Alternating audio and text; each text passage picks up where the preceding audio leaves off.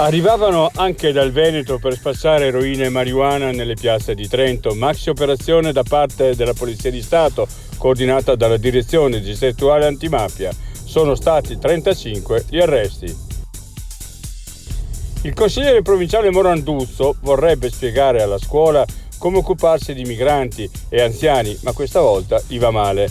Il dirigente è poco informato, facciamo molte attività nelle RSA e abbiamo classi anche con il 70% di studenti stranieri.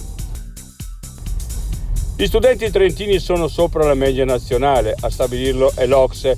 Buon livello di preparazione scolastica dei quindicenni chiamati a confrontarsi con prove di lettura, comprensione del testo, matematica e scienze.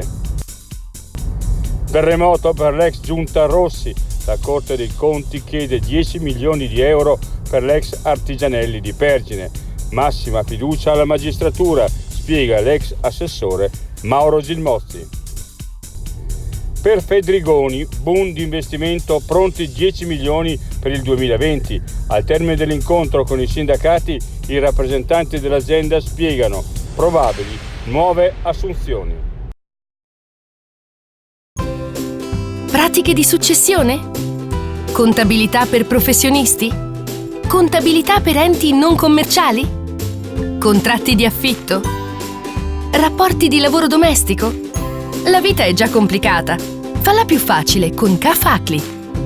Cafacli ti dà più che una mano. www.acliservizi.it 199 199 730.